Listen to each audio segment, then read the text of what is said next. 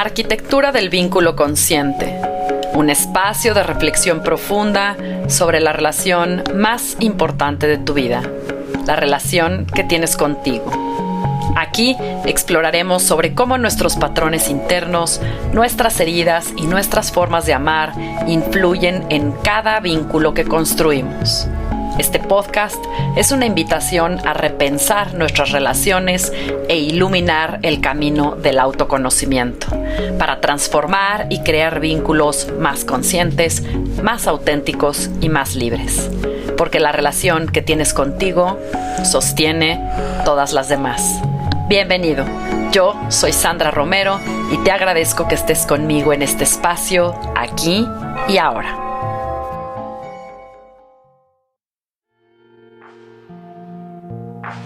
El miedo es el movimiento que se aleja de lo que es. Es la huida, el escape, la evasión de lo que realmente es.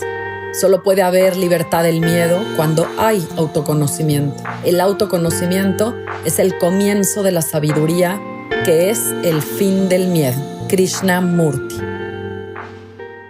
A lo largo de los episodios anteriores hemos ido construyendo algo que requiere bastante valentía. Observar la voz interior, de dónde viene, cómo opera, cómo distinguirla. Observar el autoconcepto, quién crees que eres versus quién realmente eres. Para luego ir observando al juez interior a través de la autocrítica, el autoataque, la exigencia que nos destruye en lugar de ayudarnos a florecer. Y en todo este recorrido a lo largo de los episodios anteriores hemos ido abriendo puertas. Pero toda puerta conduce eventualmente al mismo lugar y en este caso es a nosotros mismos. Y ahí es donde muchas veces comienza la gran huida. Hay algo en ella que opera silenciosamente detrás de todo lo que hemos explorado, algo que en muchos casos es la razón más profunda por la que ese trabajo se posterga, se evita, se interrumpe, justo cuando, como digo yo, las aguas empiezan a moverse, cuando salimos corriendo, evadimos y encontramos mejores pretextos. Es el miedo a mirarse, a mirarnos. Es la razón incluso por la que muchas personas evitan ir a terapia o evitan tener esas conversaciones importantes o darle espacio a eso y comienzan muchos también muy entusiastas y poco después no regresan o dejan el trabajo o el proceso y la constancia que implica también el proceso. Pero no es el miedo a algo externo, es el miedo a descubrir lo que no es real. Es miedo a perder algo en este proceso, es el miedo a encontrarnos también con los dolores no resueltos que hemos enterrado y guardado en los sótanos. Es el miedo a asumir una totalidad responsabilidad sobre nosotros mismos, sobre nuestros actos, nuestra actitud. Es el miedo a ver todo, las verdades que hemos negado, el miedo a mirarnos y que por hacerlo nuestra vida cambie por completo. Este miedo es verdaderamente profundo, es oscuro, es a veces antiguo, es silencioso y también es difícil de nombrar, porque es el miedo a entrar en mí, entrar en nosotros mismos, a quedarnos en el silencio, a toparnos con la voz, los pensamientos, las imágenes, las voces, las emociones de todo lo que hay ahí. Es el miedo a la sombra, a no saber si tenemos el valor suficiente también de ver lo que no queremos ver y encontrarnos con partes de nosotros mismos que pueden ser tan densas, tan oscuras, tan dolorosas tal vez, tan viejas y tan inciertas. Y tal vez esto te suene familiar o no de forma evidente, tal vez no como un miedo, pero tal vez se ha sentido el cansancio, la procrastinación, el exceso de ocupaciones de una vida lleno de ruido y distracciones. Y quizá lo has reconocido como una sensación que ha llegado a ti una o varias veces o apenas ahora, o sucedió algo que te ha hecho observarlo, querer cambiar algo, dar un paso más allá, querer resolver, solucionar y hasta una necesidad de sentir más paz interna. Y en muchos casos cuando estamos a punto de mirarnos coincidentemente, algo más urgente está por atenderse primero. Y así vamos postergando nuevamente la incomodidad que sabemos que va a surgir cuando el silencio se extienda demasiado. Es esa preferencia por el ruido y la distracción, cualquiera que ésta sea, sobre la incomodidad y el shock tal vez de abrir la famosísima caja de Pandora, porque nos podemos quedar inertes y porque el huir también nos hace sentirnos más seguros según nosotros y porque no estamos listos. Pero todo esto no son distracciones reales y tampoco es que tengamos prioridades más importantes. A esto se le llama evasión. Porque miren, la distracción puede ser accidental. Es algo que captura nuestra atención y nos alejamos sin darnos cuenta. Pero la evasión es estratégica y tiene dirección. Aunque ocurra de forma inconsciente, la evasión cumple una función porque nos mantiene lejos de aquello que podría transformarnos. Nos mantiene ocupados para no estar presentes. Nos mantiene entretenidos para evitar el silencio, para no observar y no tener que mirar adentro. Y la evasión es tan sofisticada y también es tan eficiente y tan bien disfrazada que la mayoría de las veces ni siquiera la reconocemos como lo que es. Evitamos mirarnos porque en algún nivel de nuestro ser y de forma inconsciente sabemos que el encuentro con nosotros mismos jamás podrá ser igual. Así que el miedo a mirarse se aleja de lo que no es, como abrí. Y no es el miedo como una emoción, es el miedo como un movimiento, como una dirección. Es una tendencia constante de nuestra psique, de nuestra mente, para alejarnos y no tener que mirarlo. Y quizá el problema nunca fue que no supiéramos qué hacer. Quizá el problema es que sabemos exactamente dónde mirar. Y por eso es que muchas veces una parte de nosotros mismos no quiere ir ahí, al sótano de las sombras. Así que hoy vamos a hablar de ese movimiento, de por qué huimos de nosotros mismos, de por qué también nos vamos dejando hasta el final y cómo opera el piloto automático de la evasión en nosotros mismos como un mecanismo de defensa. Observaremos qué hay realmente detrás del miedo a mirarnos y también, paradójicamente, entender que esto también es lo único que lo disuelve. Y bueno, lo más fuerte de todo esto es que la evasión también tiene consecuencias porque lo que evitamos mirar pues no desaparece. Lo que evitamos comprender no deja de actuar y lo que enterramos no muere. Sigue operando desde la sombra, sigue tomando decisiones, construyendo relaciones, reaccionando por nosotros y cuanto más tiempo permanece inconsciente, más peso y más poder va teniendo sobre nuestras vidas. Así que hoy vamos a entrar a uno de los sótanos más oscuros, pero también de los más poderosos de la arquitectura interior. Ese espacio donde habitan las cadenas de los apegos, las más densas y todo lo que has elegido no ver. ¿Estás listo?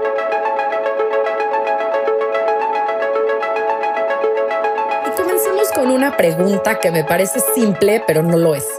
¿Por qué alguien que dice querer conocerse o que esté en este camino de autoconocimiento, que busca crecimiento, que tal vez escucha podcasts como estos, ¿no? Que a lo mejor toma cursos, talleres, que medita o quiere meditar, que va a yoga, que toma terapia, tal vez sigue huyendo de sí mismo? Y la respuesta va a ser bastante interesante en todo esto porque hay varias razones y vamos a desmenuzarlas. Algunas de ellas porque me parecen importantes. Y la primera es que generalmente en la infancia o en la adolescencia, pues mirar hacia adentro ha sido complicado. Primero porque el entorno pues jamás lo promueve, ¿no? Al contrario, se promueve en los niños la distracción y muy pocas técnicas o herramientas que impliquen el silencio y la introspección. Así que pues también por otro lado ha habido un estigma, ¿no?, enorme alrededor de la terapia, como si llevar a un niño a terapia es porque verdaderamente o está muy mal o algo le pasó. Entonces, normalmente en la infancia y en la adolescencia los dolores y los sufrimientos de los niños se curan con distracciones o se curan desviando la atención hacia afuera. Y claro, ahora como adultos pues nos cuestionamos por qué nos cuesta tanto trabajo, ¿no?, quedarnos quietos, buscar el silencio, meditar, ¿no?, expresar nuestras emociones, sentires y pesares, contactar, ¿no?, con ello. Así que el miedo a mirarnos pues también ha sido un mecanismo o una estrategia de sobrevivencia, ¿no?, que se ha automatizado y se ha convertido en un reflejo que tenemos hasta el día de hoy. En la psicología transpersonal, incluso Carl Jung lo llamaba como la sombra, ¿no?, este conjunto de aspectos de la personalidad que han sido reprimidos, negados o ignorados, pues porque en algún momento fueron inaceptables o porque el entorno, la familia, el clan o la imagen que teníamos no lo podía sostener. Así que, según Jung, pues las sombras son esas partes de uno mismo que genuinamente han sido o son inconvenientes de enfrentar. Y él mismo incluso dice o concluye, ¿no?, que este trabajo de la sombra pues podría convertirse en un proyecto de toda una vida. Y no en un taller, no en un curso. Así que lo que hace a la sombra tan difícil de ver, pues no es que sea realmente tan monstruosa, el problema es que es invisible, porque lo que reprimimos no desaparece, al contrario, se va al cuartito de las sombras, a la oscuridad, y desde ahí opera en maneras que no controlamos conscientemente. Y aquí están las famosas reacciones que tenemos, a veces hasta desproporcionadas, como los famosísimos botones que nos aprietan, los patrones que se repiten, las relaciones que terminan, desembocan o se desenredan más o menos igual, y los autosabotajes que no tienen una explicación real de por qué siempre yo termino haciendo esto mismo, ¿no? Pero hay algo importante que me parece aclarar desde el inicio. La sombra no es nuestra enemiga. Al contrario, es una parte de nosotros que busca o necesita ser vista, y más que ser vista, ser amada, ser tomada en cuenta. Es como ese niño que genera tanto ruido, que es tan rebelde, lo que quiere ser visto, tomado en cuenta. Así que tenemos que dejar de luchar, de huir o de vivir en piloto automático para poder lograr esto. Y de hecho aquí voy a conectar un poco con neurociencia, porque entender cómo funciona el piloto automático es interesante, porque no es un estado de distracción per se, sino que es todo un sistema de gestión de energía que el cerebro desarrolla para ser más eficiente. Porque si te fijas, todo lo que haces repetidamente, incluyendo tus hábitos, pues el cerebro los va convirtiendo como rutinas que ya no requieren atención, ya no necesitas energía, ya lo haces en automático. Y claro, esto es brillante desde el punto de vista evolutivo. El problema es que entre muchas de esas rutinas que ya tenemos automatizadas está también la estrategia de la evasión.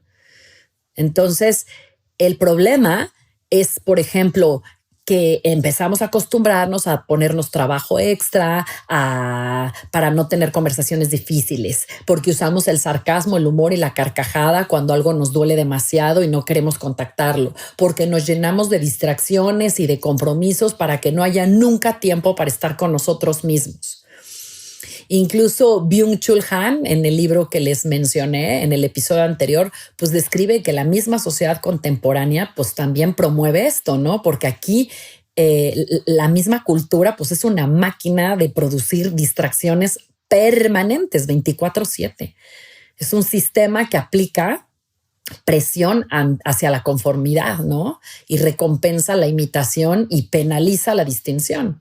Es un sistema que lo que quiere es tenerte ocupado permanentemente, y se ve mal el estarse quieto, el estar en silencio o tener prácticas de interiorización y de atención plena. O eso es muy poco, ¿no? Porque pues, tienes el lujo de hacerlo, pareciera que es un lujo. Así que pues, en este tipo de sistema, pues estar haciendo algo es una virtud, detenerse es una amenaza, y pues vivir en piloto automático pues es funcional, ¿no? Porque te mantiene en movimiento, pues garantiza que nunca tengas que enfrentarte a lo que debe de aparecer ahí mismo, a las sombras. Entonces, cuando vivimos en piloto automático y esto está como en un modo predeterminado, pues no solo evitas ver el dolor, evitas la vida, evitas las decisiones que cambiarían algo en tu vida. Evitas las conversaciones que podrían transformar por completo una relación. Evitas el silencio donde vive la voz de tu alma y te quedas atrapado en una versión de ti tan gris que cada vez empieza a parecer menos de quien realmente eres. Ahora, para irnos un poquito más profundo, el miedo a mirarse tiene 3 disfraces que me gustaría ponerlos aquí a la mesa. El primero tiene que ver con la hiperactividad productiva. Es decir, la persona que siempre está ocupada, ¿no? Que tiene 1000 proyectos, 1000 compromisos, 1000 responsabilidades, ¿no? Que cuando termina una cosa inmediatamente ya tiene otra, que incluso se siente culpable cuando descansa y que, bueno, confunde el movimiento con el constante progreso, ¿no? Entonces, en realidad todo esto pues es una fuga muy sofisticada y, claro, muy bien vista para no tener nunca tiempo para mirarse a sí mismo.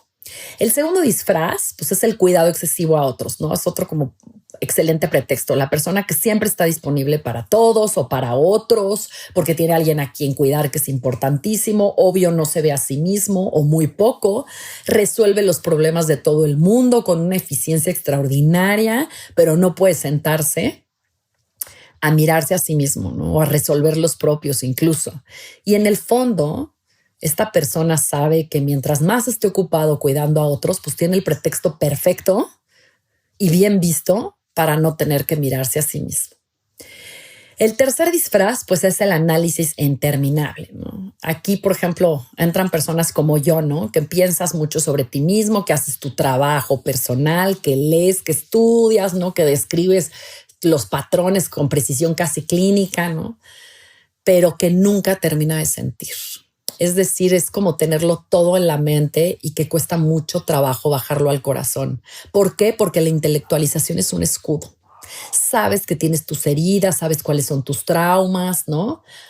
Pero no está aterrizado, no está encarnado en la vida, no lo sientes, no lo encarnas en tu propia vida en el día a día, lo tienes ahí en el conceptual y filosófico. ¿Y saben por qué? Pues porque pensar en el dolor es mucho más seguro que sentirlo.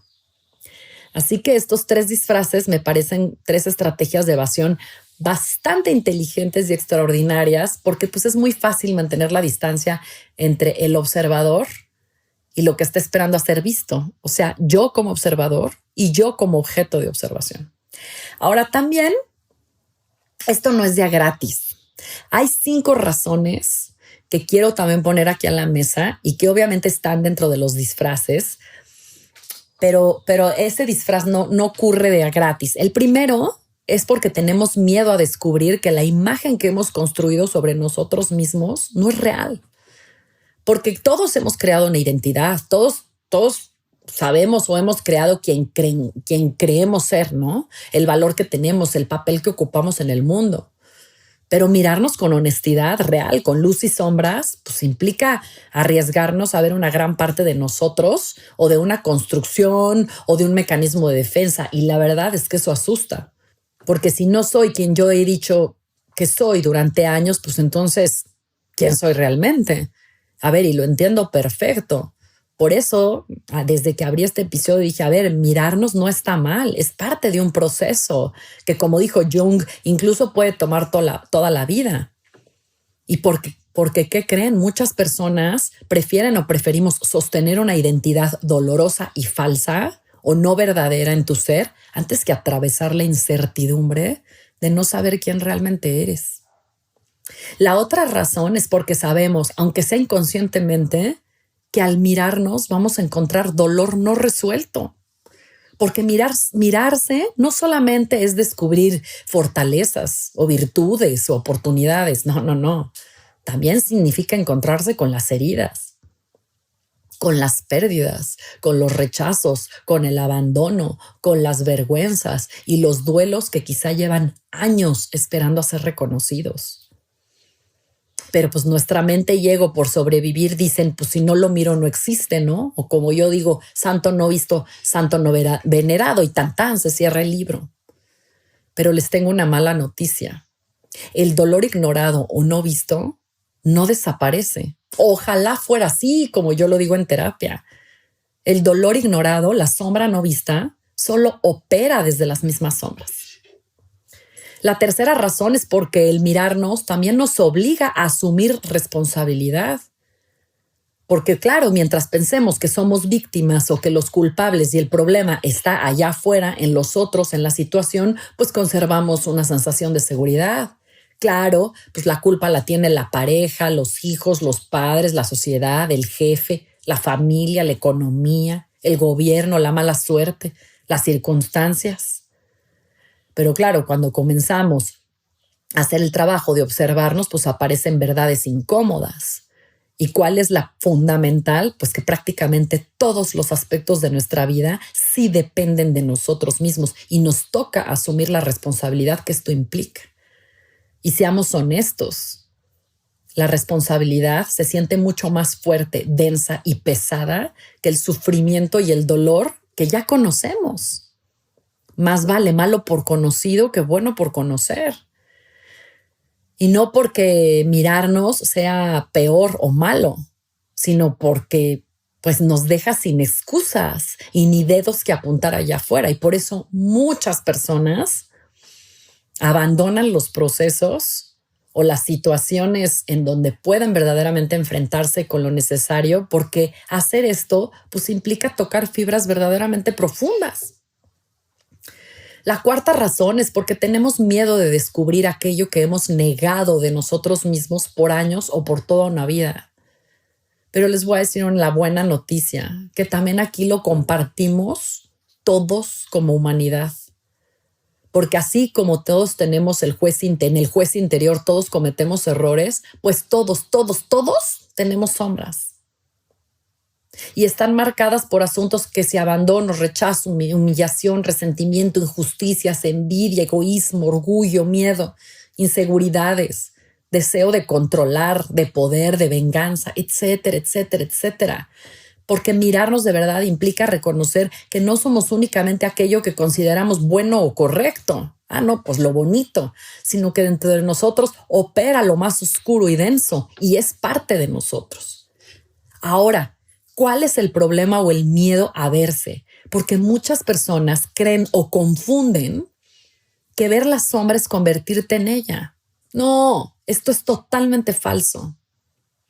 Cuando somos capaces de ver la sombra, de integrarla, de dejar de evadir, de luchar o congelarlos ante ellos, no nada más tenemos más claridad, sino que nos volvemos mucho más resilientes, fuertes, más libres, en paz y felices. ¿Y saben por qué? Porque comprendemos todo lo que somos. Podemos comprender todo el potencial que tenemos y desde ahí elegir desde dónde operar. Es como saber que tienes un coche ultra turbo, pero no necesariamente estás pisando el acelerador todo el tiempo. Y la quinta razón es porque intuimos que el verdadero autoconocimiento puede cambiar nuestra vida. Y esta puede ser una de las razones, o quizá la razón más profunda de todas, porque mirarse de verdad pues no es un ejercicio para intelectuales. Es un proceso para valientes y profundamente transformador. Cuando una persona ve con claridad las verdades sobre sí misma, pues ya no puedes ignorarlas, pues esto implica cambios. Esto implica saber dónde bebes veneno y cómo dejar de tomarlo. Esto implica saber lo que te enferma y tener la cura al mismo tiempo. Esto implica abandonar los personajes y las máscaras hasta darte cuenta que necesitas renunciar a ciertas formas de vivir que ya no son auténticas o que te están enfermando, envenenando y hasta matando en vida. Y aunque todos digamos de corazón que anhelamos la libertad y la paz, también nos aferramos al sufrimiento porque es lo que conocemos. Bien que mal, hemos sobrevivido ahí. Porque el ego prefiere o suele preferir una cárcel familiar antes que una libertad totalmente incierta. Y si me aviento ¿a qué? ¿A dónde? Al precipicio. Y quizá ahí está la gran paradoja de todo esto, que no evitamos mirarnos porque no queramos conocernos. Evitamos mirarnos porque en algún nivel dentro de nosotros sabemos que el encuentro con nosotros mismos nunca nos va a dejar exactamente igual que como estábamos. Y esto sí puede estar cañón. Esto da mucho miedo. Porque claro, parte de esto es donde aparecen las noches oscuras del alma y los despertares también más hermosos de la vida, aunque en ese momento no lo podamos ver. Ahora, también el miedo tiene un origen transgeneracional y sistémico, como lo vimos en el juez interior en el episodio pasado, porque así como lo vimos también en la infancia y desde niños se nos entrena a mirar hacia afuera, pues desde el punto de vista transgeneracional, pues esto opera también en muchas familias y culturas, ¿no? Donde no existe tampoco el mínimo espacio de contacto con el mundo interno. O porque nuestros ancestros también introspectarse pues era un lujo o hasta peligroso. Ahora, muchas de las voces que hemos tenido integradas y que tienen que ver con el miedo a mirarse, pues son voces que te dicen de tu propia familia o de gente, no exageres, ay, ya no seas tan sensible, ay, vamos, supéralo. Ay, hay cosas más importantes que atender. ¿Por qué no mejor te buscas hacerte tal o cual cosa para que ya dejes de preocuparte o de mirar? Y esa voz, como todas las voces que hemos explorado en esta temporada, pues suena a veces tan interna y tan propia, incluso tan razonable, pues que casi es imposible reconocerla. Y esto se hereda. Y ya para cerrar este bloque, quiero poner a la mesa algo súper fuerte, pero también muy real.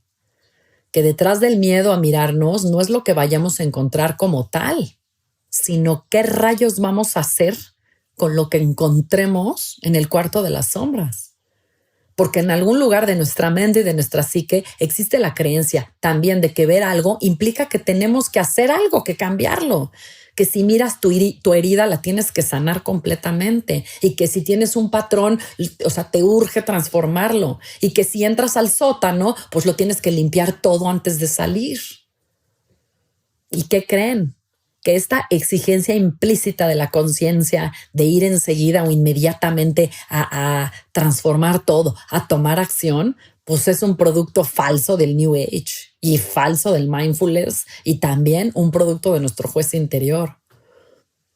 Porque mirarse no es lo mismo que tener que resolver. Mirarse es simplemente mirarse, es observar.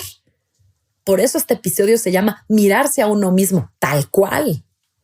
Convertirse en el observador de uno mismo, con presencia, con compasión, pero sin la urgencia de querer arreglar nada. Muchas veces con mirarse basta, porque ahí entra la luz de la conciencia, pero es mirarse con amor, amor y muchísimo amor. Y cuando comprendamos esto, cuando somos capaces de mirarnos sin necesidad de salir corriendo como chivos en cristalería a querer resolver quién sabe qué, pues el miedo a mirarnos pierde gran parte de su poder.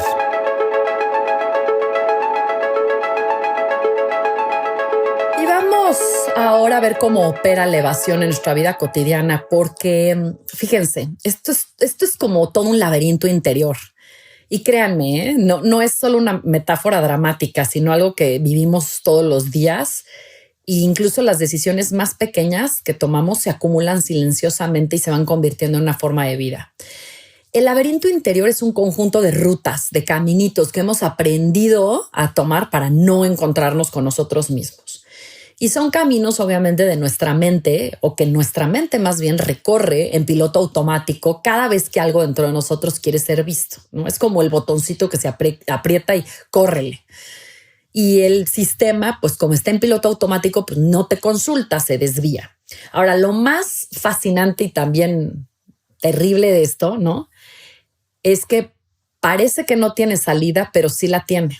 ¿Por qué? Porque siempre hay algo que hacer, hay algo que resolver y hay algo que atender. Entonces, el laberinto nunca está vacío, pero siempre hay un pasillo disponible. A ver, vamos a ir desmenuzando esto porque aquí no estamos hablando nada más de mecanismos de defensa, sino que también a veces el laberinto aparece de formas tan normales que no los reconocemos. Y vamos a mirarlo a través de 4 movimientos de evasión o actividades que por sí mismas no es que sean malas, pero que cumplen una función específica y es la de impedir quedarnos en silencio o mirarnos a nosotros mismos como lo quieran ver. Y desde la perspectiva terapéutica y transpersonal, pues yo he identificado aquí 4 movimientos de evasión que aparecen una y otra vez, independientemente de la persona, de la edad, de la cultura y hasta de la historia. El primero, pues, es la proyección hacia afuera. ¿A qué me refiero? En lugar de mirar lo que ocurre dentro de ti, pues la atención la diriges hacia lo de afuera, hacia lo que los otros hacen o dejan de hacer, hacia los problemas de los demás, del entorno, hacia las injusticias de allá afuera. Y no porque esas cosas no importen, sino porque, pues mientras la atención esté allá afuera, en los otros, en la vida de los demás, pues yo no tengo que mirar adentro. Y por eso somos tan buenos para criticar a los demás, para identificar los errores de los demás y hasta para resolverles la vida a los demás. Pues porque no implica en lo absoluto hacerme responsable de mí. Apuntar el dedo al otro, pues es fácil, es sencillo y es súper cómodo. Y hay un signo increíble de movimiento externo que se proyecta por dentro y es el famosísimo lo que te choca, te checa. O a veces esta irritación desproporcionada. Es cuando algo externo, una palabra, una persona, una situación, incluso que pareciera relativamente chica o menor, genera esta reacción emocional fuerte o súper intensa. Y esto nos está hablando que algo adentro se está activando y no está reconocido.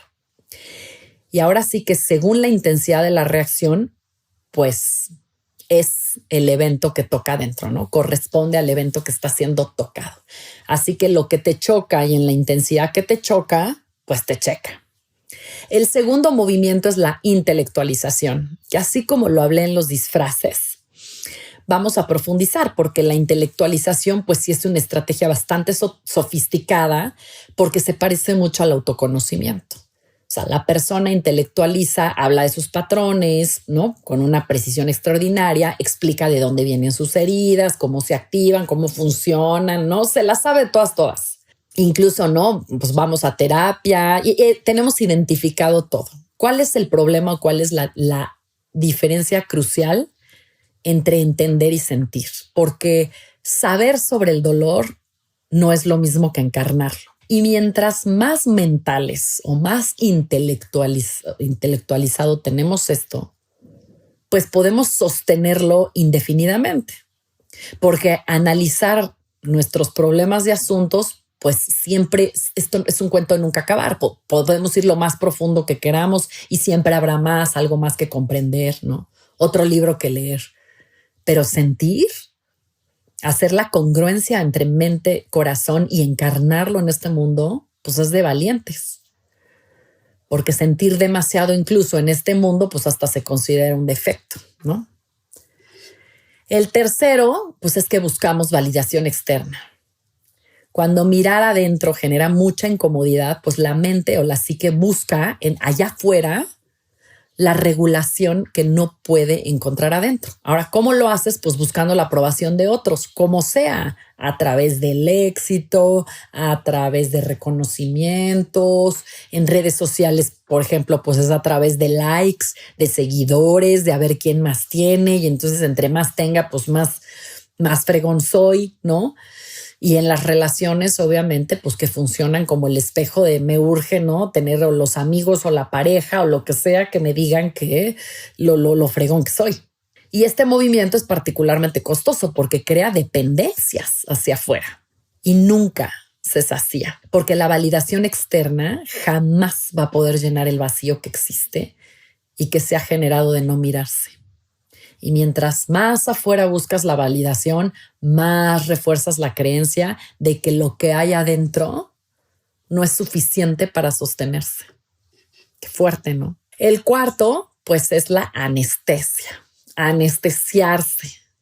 Y me encanta porque este es el movimiento más directo y cuando los tres anteriores no son suficientes para mantener la incomodidad a raya, pues ya de plano buscamos sustancias, comportamientos o situaciones que nos adormezcan directamente. Y claro, aquí viene el rey de reyes, el alcohol. Dentro del top 5 están la comida, las compras, la pornografía, el trabajo compulsivo y las relaciones caóticas, tóxicas y dramáticas. ¿Por qué? Pues porque generan tanta intensidad externa que no hay espacio para sentir nada adentro. Y ojo, no lo digo desde el juicio. Todos hemos estado ahí, estamos. Y lo digo desde la comprensión de que de verdad, yo incluida en algún grado, en algún momento, recurrimos a una o muchas formas de anestesia. Porque el dolor y el sufrimiento son reales. Porque la incomodidad de mirarnos es real y porque nadie aprendió a tolerar tal incomodidad de manera neutral. Eso se aprende. Por eso es que muchos decimos, dame 3 tequilas y te platico mis problemas. Pues sí, pero tolerar la incomodidad pues se requiere práctica, apoyo y muchísimo amor y compasión, pero primero con nosotros mismos. Y voy a darles un ejemplo, un típico ejemplo, ¿no? Que aplica estos 4 movimientos. Imagínate a una persona que termina una relación sentimental, ¿no? Amorosa y que lo deja destrozado, muy herido, muy lastimado.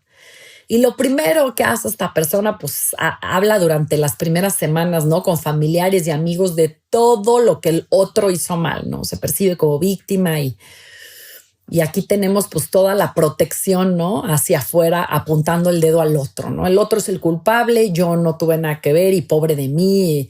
Y te sientes, sí, una absoluta víctima. Después entra en el segundo periodo, en el de análisis de la situación, de la relación, de lo bueno, de lo malo. Y bueno, aquí ya incluso puede haber un movimiento de que esta persona dice, ¿sabes qué? Voy a leer un libro, voy a tomar un curso, voy a escuchar algún podcast, tal vez incluso vaya a terapia y voy a trabajar esta situación porque ya entendí que yo tengo una parte de la responsabilidad o etcétera, etcétera, ¿no? Y bueno, si esta persona no continúa con su proceso, no le da tiempo y espacio, pues entonces, ¿qué sucede? Lo intelectualizo. Ya sé perfecto cuál es el problema, dónde está, sale. ¿Y cuál es el siguiente paso? Pues ya, listo, ¿no? A moverse. Entonces esta persona comienza a publicar sus fotos o a buscar atención, a salir y pues ya necesita sentirse otra vez deseable y validado. Así que aquí aparece pues toda la necesidad de validación externa. ¿Y qué? Y si esto no alcanza, bueno, y es claro, ¿no? O sea, mírenme mis likes y no sé qué, y empiezo a hacer cosas y sí puedo, sí soy, sí valgo, sí puedo, sí soy. Y si esto no alcanza, si el dolor no se ha encarnado, si no hay una congruencia, si no se comprende el aprendizaje de lo que sucedió en esa relación y desde el corazón, si no se encuentra el patrón y la herida, pues ¿cuál es el siguiente paso?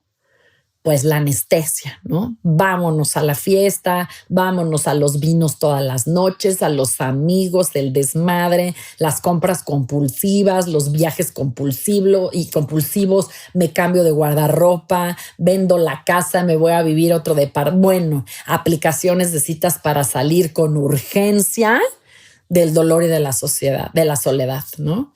¿Y por qué? Porque me urge que llegue alguien a llenar este vacío, ¿no? Y aquí ya, fantástico, aparece el clavo que saca otro clavo. Entonces aquí tenemos más o menos, ¿no? A grandes rasgos. Ahora, el asunto del laberinto interior es que tiene un costo y también tiene una garantía, porque mientras estés en él, nada cambia de verdad. Y ojo, no porque no seamos capaces de cambiar, sino porque el cambio real o la transformación no es cosmética. Requiere ver lo que hay, requiere estar con lo incómodo, el tiempo suficiente para que algo se mueva, requiere salir de piloto automático y entrar a la presencia consciente, aunque sea por un momento. Y eso es exactamente lo que el laberinto está diseñado para evitar. Es más, desde la psicología transpersonal existe una idea súper liberadora, que lo que resistes, persistes. Y esto no es una resignación, porque esto no tiene nada de liberador. No significa que nos debemos de quedar atrapados con el dolor. Al contrario, lo que yo quiero decir aquí es que significa que dejamos de gastar tanta energía, porque la resistencia consume una gran cantidad de energía. A veces estamos más agotados por evitar sentir algo que por realmente sentirlo. Así que evitar el dolor no lo desaparece, al contrario, lo comprime, lo apachurra, lo densifica, se instala ahí profundo. Y la única manera de que pierda su poder es encontrárselo de frente. No para luchar ni para destruirlo, sino para transformarnos a través de él. Por eso yo muchas veces les digo, es importante irnos a tomar un cafecito con nuestros monstruitos. Y a veces no es solo un café, a veces es irnos a vivir con ellos, mudarnos con ellos. ¿Para qué? Para que sean vistos, tomados en cuenta, integrados, de tal forma que pierden absolutamente su poder y se transforman. Y ahí te liberas. Christine Neff, la psicóloga estadounidense, señala que los sentimientos dolorosos, por su propia naturaleza, son temporales. Se van a debilitar con el tiempo, siempre que no los prolonguemos, obviamente, y que no los amplifiquemos, ¿no? A través de la resistencia o de la evasión. La única manera eventualmente de liberarnos de un dolor aplastante es estar con él, reconocerlo tal y como es, sin magnificarlo, dándole su justa dimensión. Así que la única salida es atravesar el laberinto, porque el laberinto no fue construido para castigarnos, ni para encerrarnos, ni para sofocarnos. El laberinto fue construido para protegernos. El problema es que aquello que alguna vez nos protegió también nos termina separando de nosotros mismos. Y esto es exactamente lo que perciben los niños con madres sobreprotectoras. Porque al principio en la infancia lo puedes sentir como la madre que te protege, pero en la adolescencia tu madre se convierte en una total prisión, es castrante o como le dicen ahora, castrosa. La única salida del laberinto entonces es a través de no alrededor, no encima, no esperando a que pase solo, atravesándolo. Y ese es el verdadero proceso terapéutico.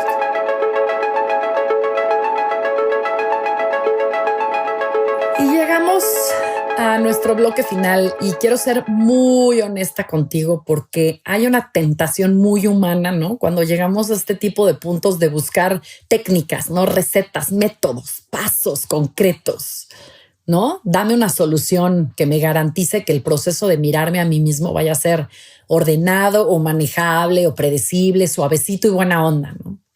Y eso, mis queridos amigos, esa búsqueda de un método que controle la experiencia y nuestro sentir, pues, ¿qué creen? Que es otra forma de evasión. Y les juro que me encantaría, como en otros podcasts, programas, ¿no? Libros, pues dar un método o una técnica o 5 tips maravillosos para comenzar a mirarse y que todo salga súper bien.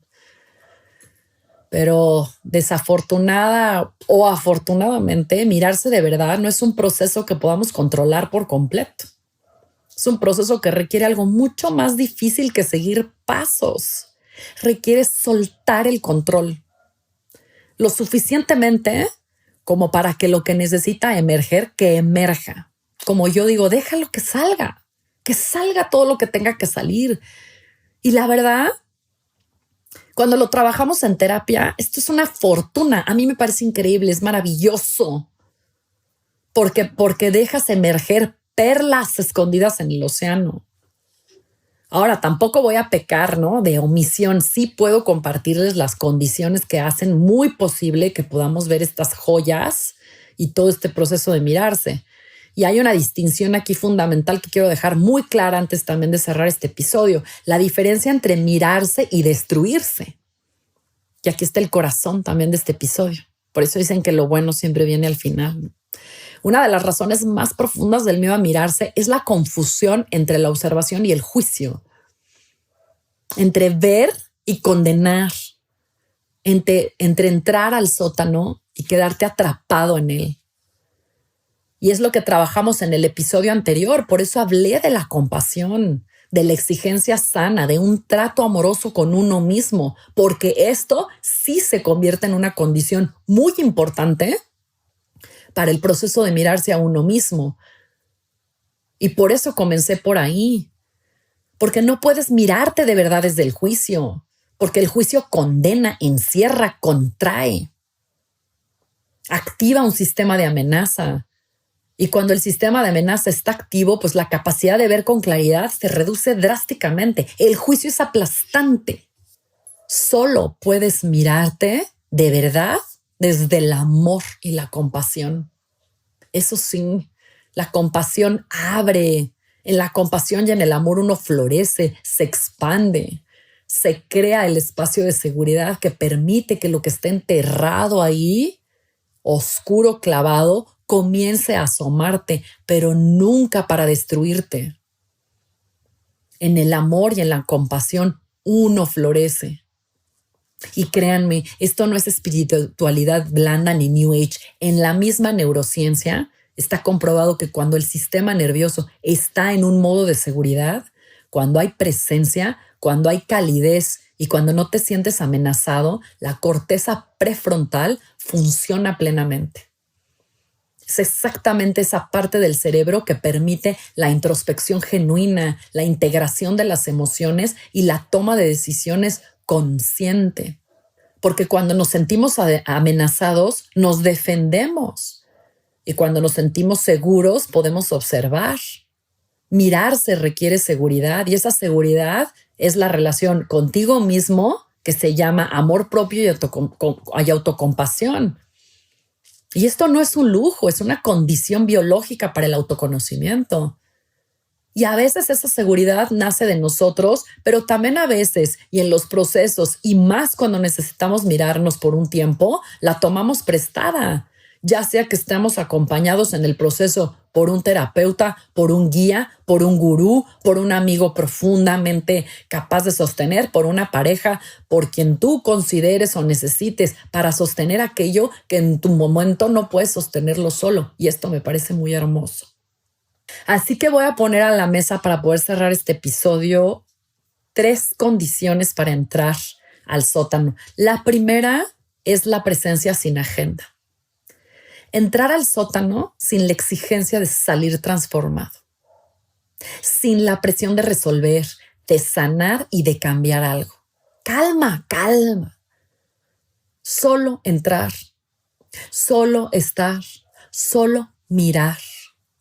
Con la misma curiosidad con que mirarías algo por primera vez, sin saber qué vas a encontrar y sin necesidad de que sea algo en particular. No vas al cuarto, es que te urge buscar de dónde salió. No entras desde el marketing y desde la promesa que mirarse a sí mismo te va a sanar, elevar o iluminar. Por eso yo no hablo de eso.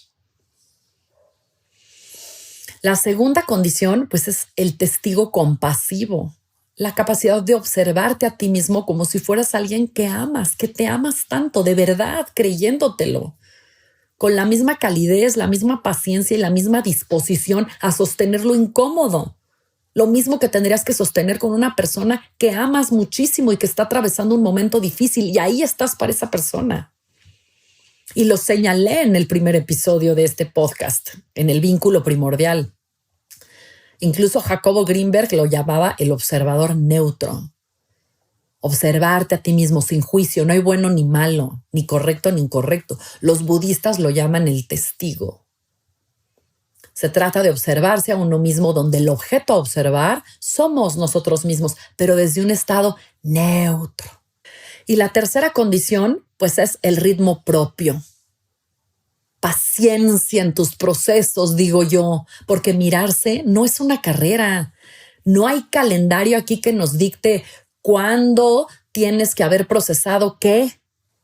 O sea, no hay un número de terapias específicas para saber cuánto dura tu proceso, porque cada ser humano tiene su propio ritmo de revelación. Y ese ritmo también está marcado según la capacidad que vamos adquiriendo poco a poco cada persona para ir estando listos para ver y para avanzar. Y cuando nosotros mismos somos los primeros en respetar nuestros propios procesos, en lugar de forzarnos porque nos estamos comparando con los demás, pues, ¿qué creen? Nos volvemos extraordinariamente sabios e intuitivos. Aquí comienza la maestría de nuestra propia existencia, de nuestra propia encarnación y vida. Vamos estando listos para que se nos vaya mostrando lo que puede ser visto, y cuando haya suficiente capacidad y herramientas accesibles para sostener nuestros procesos. Yo les digo a muchas de las personas que vienen conmigo a terapia que es como si vamos poco a poco bajando las apps, ¿no?, de la nube para ir observando, integrando y transformarnos. Ahí vamos, poco a poco, vamos integrando nuevas herramientas.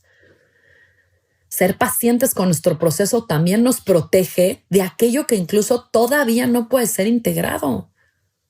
Y este punto es súper importante. Por eso es paciencia, confía en el ritmo, confía en tu proceso. En lugar de exigirle al proceso que sea más rápido o más profundo o más dramático. Confiar en tu proceso y en tu ritmo es uno de los actos más avanzados de autoconocimiento que existe. Ahora, y para cerrar, también uno de los primeros grandes pasos, un paso cuántico para mirarnos a nosotros mismos, se llama nombrar las cosas como son. Porque gran parte del miedo a mirarnos nace de la fantasía de que encontraremos los monstruos y lo imperdonable. Pero hay un paso concreto aquí que a mí me gustaría que te llevaras en este episodio: nombrar. Mirarse a uno mismo no es resolver, no es transformar, no es sanar. A veces solo nombrar las cosas como son. Nombrar tiene que ver con reconocer Noto que estoy evadiendo X cosa. Noto que esto y esto no lo quiero ver. Noto que cuando me enfrento con tal o cual cosa, persona o situación, reacciono de manera excesiva. He observado que no puedo tolerar tal o cual cosa. He observado que no sé estar en silencio. Me cuesta mucho trabajo porque cada vez que lo intento aparece una comodidad espantosa que prefiero no sentir. Cuando suceden experiencias o actos, nombrar es tener la valentía de decir cosas como me siento profundamente traicionada, me siento abandonada, me siento profundamente herida, me siento tan triste. Esto o esta persona me rompió el corazón. O me ahoga tal cosa o tal situación. O me siento tan avergonzada y culpable.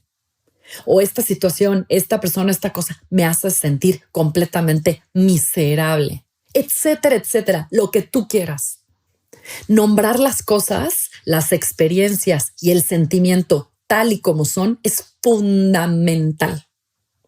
Suena tan sencillo y es tan complicado porque tenemos esta tendencia a ya aquí no pasó nada, sonríe, disfraza, ponle máscara, ay, huye, cámbiale el nombre para que sea más lindo, más luminoso o para no sentirte tan vulnerable, tan roto, tan devastado, ay, que no te vean tan mal, ¿no?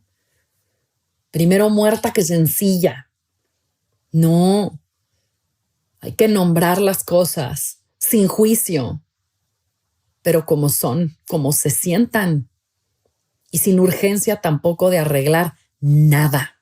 Nombrar las cosas es el primer movimiento de la salida y del cruce del laberinto, porque el laberinto opera en la oscuridad, opera en el no reconocer, en el no ver, en el no nombrar, en el mantener todo implícito y automático.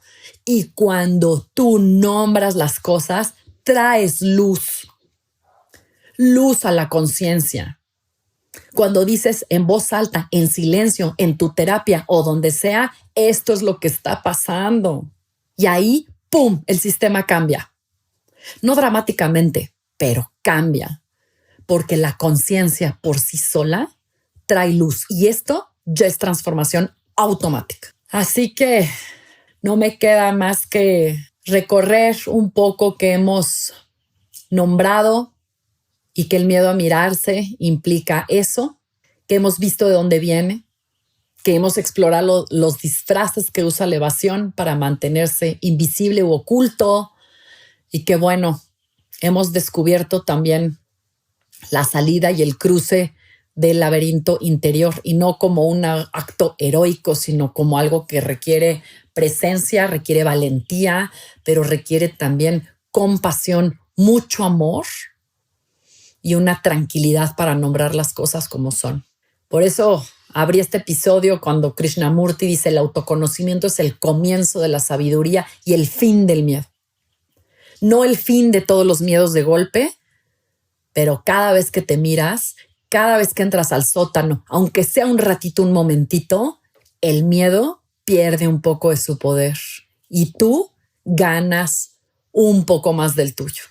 Pero hay algo que emerge una vez que el miedo a mirarse comienza a disiparse y ocurre lo inesperado. Empezamos a ver con más claridad también dónde nos hemos abandonado a nosotros mismos. Las veces que hemos elegido el miedo por encima de la verdad y las relaciones en donde nos hemos hecho pequeños para poder quedarnos. Las máscaras y todas las versiones de nosotros que hemos construido para ser amados y aceptados. Así que la siguiente pregunta será si nos hemos alejado de nosotros y hemos estado dispuestos a cruzar del laberinto, ¿cómo podemos regresar a nosotros mismos? Nos vemos en el próximo episodio. Este episodio es con amor y bendiciones para que tus vínculos sean un espacio de verdad, conciencia y evolución para ti.